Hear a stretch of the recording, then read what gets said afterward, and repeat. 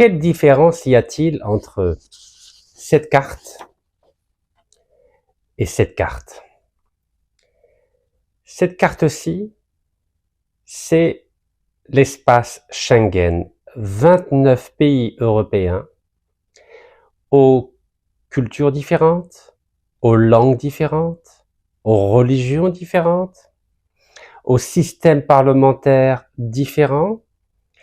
Dans ces pays, dans cet espace Schengen, il y a des monarchies, comme l'Espagne, comme la Suède, comme la Grande-Bretagne. Il y a aussi des républiques, comme la France, l'Italie, l'Allemagne.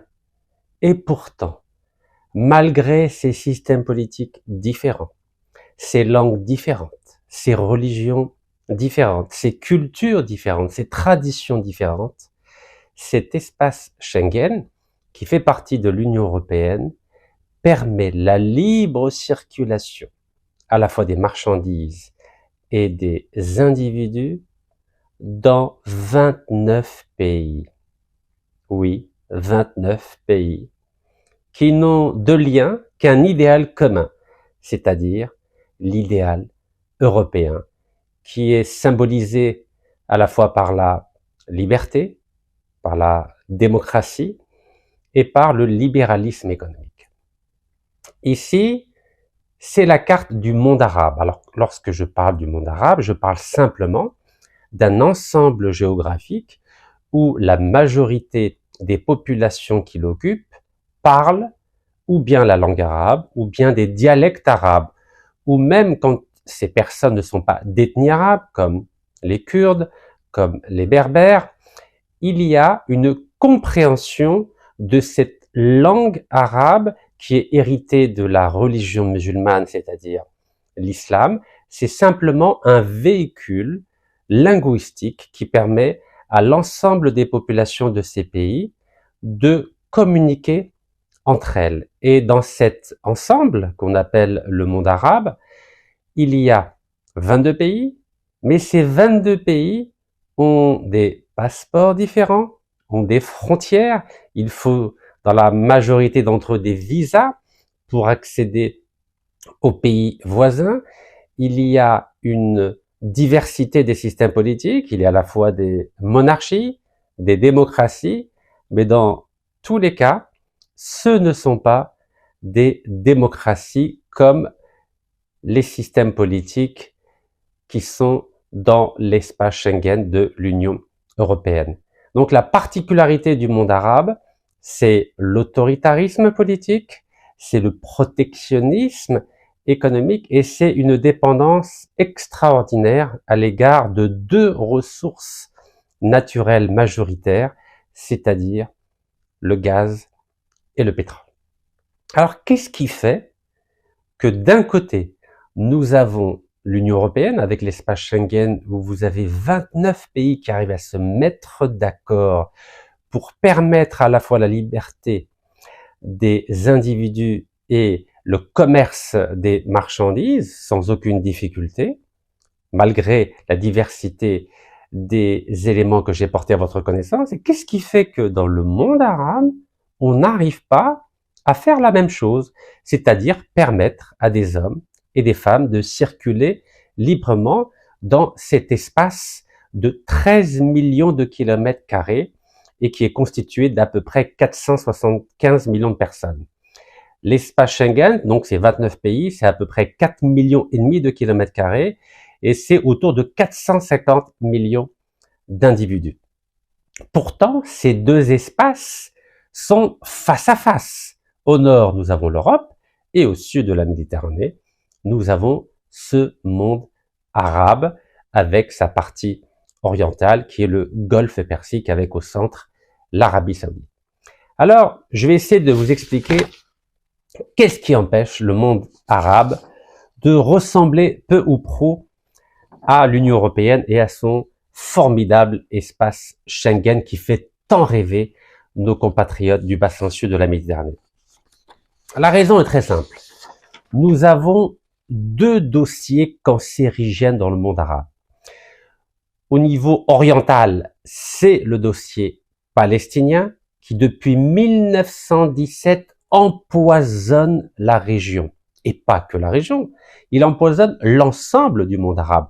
Car le fait que ce dossier palestinien n'a pas trouvé de solution diplomatique pérenne fait que il y a eu plusieurs guerres, plus de 5 guerres entre l'État d'Israël créé en 1948 et la partie palestinienne qui n'a toujours pas d'État et les populations qui peuplent cette région palestinienne ont été victimes de déplacements forcés de population dans les différents pays alentours et même jusqu'en Algérie et au Maroc.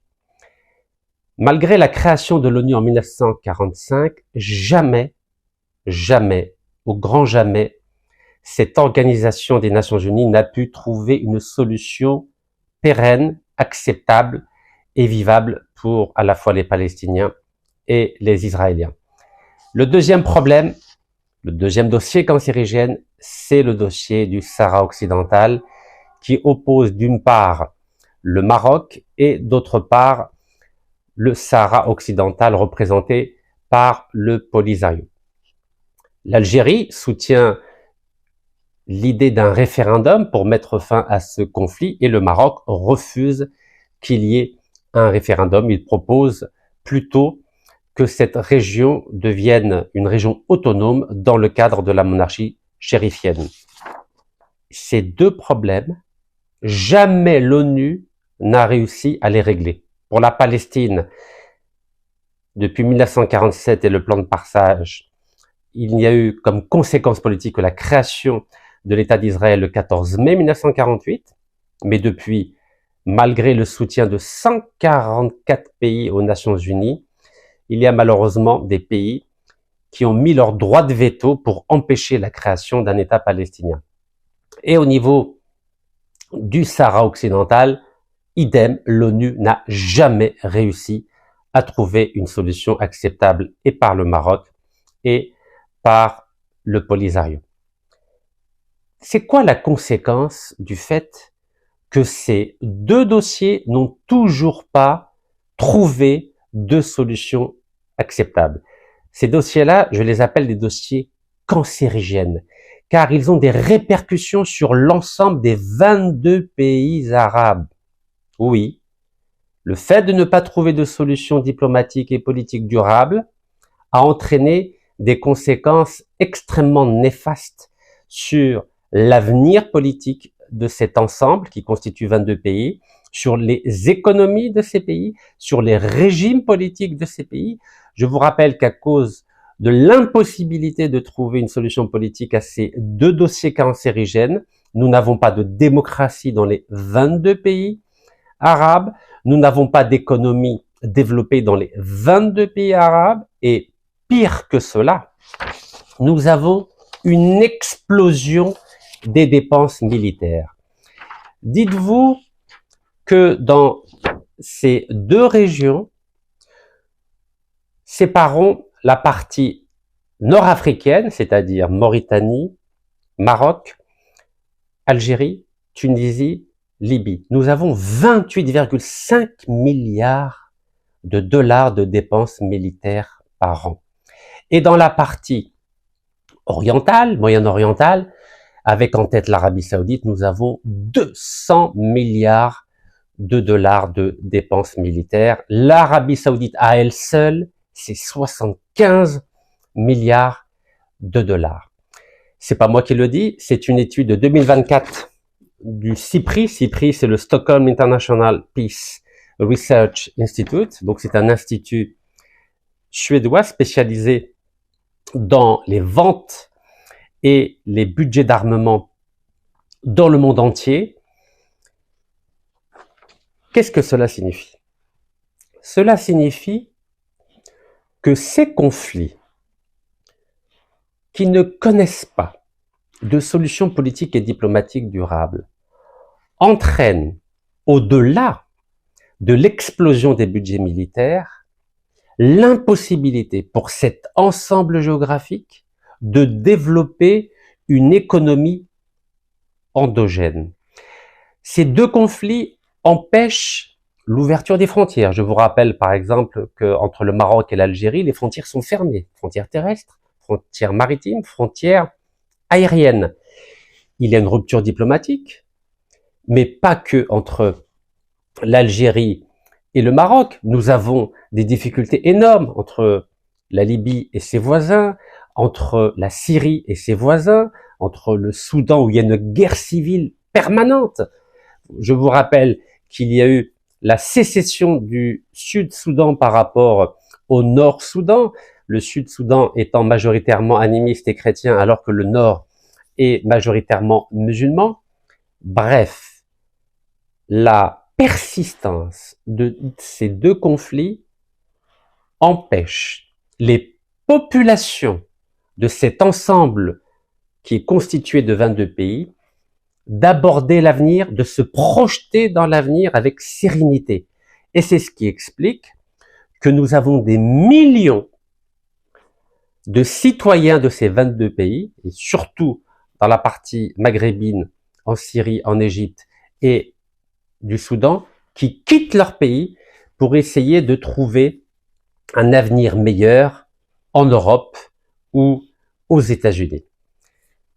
Il y a des milliers de nos compatriotes, que ce soit marocains, algériens, tunisiens, libyens, qui meurent en Méditerranée, car l'Europe, ces fameux espaces Schengen, ferme les frontières, n'accorde pas autant de visas que ces populations voudraient obtenir, et c'est ce qui fait que le statut de ces populations qui peuplent cette région MENA, donc c'est-à-dire Middle East and North Africa, ne sont pas considérés avec le même respect que les citoyens des pays européens de l'espace Schengen que je viens de vous décrire. Alors les conséquences, au-delà d'avoir des régimes autoritaires, de ne pas avoir une économie développée et endogène, et de ne pas permettre à ces populations d'avoir un avenir meilleur et de se projeter dans le futur, fait que les passeports de ces pays n'est pas respecté à l'étranger, que les monnaies de ces différents pays ne sont pas convertibles et que les citoyens de ces pays ne bénéficient pas du même respect que leurs concitoyens du nord de la Méditerranée, c'est-à-dire dans l'Union européenne. Alors, que faire? Que faire pour mettre fin à ce cancer politique, à ce cancer diplomatique qui empêche cette région du monde arabe de se développer, de connaître la démocratie et d'offrir un avenir meilleur à ses citoyens? Je crois qu'il faut cesser de penser que l'ONU va régler et le problème palestinien et le problème du Sahara occidental. Une organisation internationale qui n'est pas capable depuis 1917 de régler le problème palestinien. Je sais que l'ONU date uniquement de 1945. Une organisation internationale qui n'est pas capable de régler le problème du Sahara occidental qui date de 1975, cela signifie très clairement qu'on ne peut plus compter sur l'ONU pour régler ces deux problèmes. Ces deux problèmes doivent être réglés à l'intérieur d'une organisation panarabe, c'est-à-dire la Ligue arabe. Je sais que cette organisation est décriée, je sais que dans notre pays, en Algérie, la partie berbérophone ne veut plus entendre parler ni du monde arabe, ni de la Ligue arabe. Je le comprends, car depuis 1945, date de la création de la Ligue arabe, cette organisation a totalement échoué dans tous les dossiers, mais nous ne pouvons pas compter sur l'ONU non plus. Et nous ne pouvons pas uniquement jouer la carte de l'autarcie, car j'entends, ça et là, que nous n'avons besoin ni de l'ONU, ni du monde arabe, ni de la Ligue arabe. Mais soyons sérieux. Comment expliquez-vous que la France, qui est une grande puissance mondiale, avec un droit de vote à l'ONU, comment expliquez-vous que l'Allemagne, qui est la 3e économie mondiale, comment expliquez-vous que des pays comme l'Espagne, comme l'Italie, qui font partie des grandes puissances économiques, ont trouvé intérêt à faire partie de l'espace Schengen, à faire partie de l'Union européenne, pour être encore plus forts. Alors que nous, dans notre petite Algérie, dans notre petit Maroc, dans notre petite Tunisie, dans notre petite Égypte, dans notre petit Irak, dans notre petite Syrie, dans notre petite Arabie Saoudite, vous croyez que nous allons réussir à nous développer, à permettre à la paix de s'instaurer, à offrir un avenir meilleur à nos citoyens, à valoriser et notre passeport, et notre monnaie, et notre dignité? Non, soyons sérieux. L'avenir n'est pas dans le chauvinisme national. L'avenir n'est pas dans ce nationalisme étriqué. L'avenir n'est pas dans cette arrogance étatique que chacun de ces 22 pays est en train de développer. Non, soyons sérieux encore. L'avenir est dans une intelligence collective. L'avenir est dans la mise en place d'institutions qui permettent d'assurer la paix dans l'ensemble de cette région de façon à rivaliser avec l'Union européenne qui ne cesse de se fortifier, de se consolider, d'être une véritable puissance pour s'opposer demain et aux États-Unis qui sont extrêmement puissants et à la Russie qui a démontré qu'elle n'entend plus respecter le droit international. Car ce que nous avons découvert ces dernières années, c'est que plus personne ne veut respecter le droit international.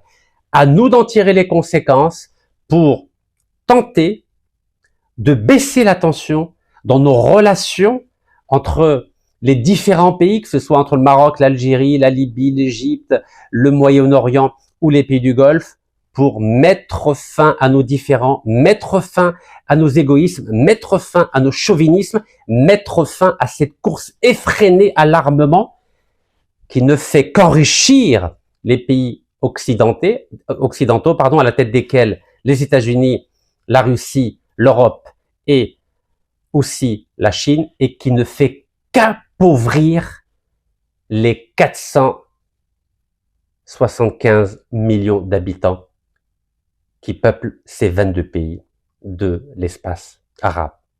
Merci pour votre écoute. Je suis ouvert évidemment à vos commentaires. Barakallahu fikum. Tahiyya al-Jazair. Wallah yarham shuhada, inshallah.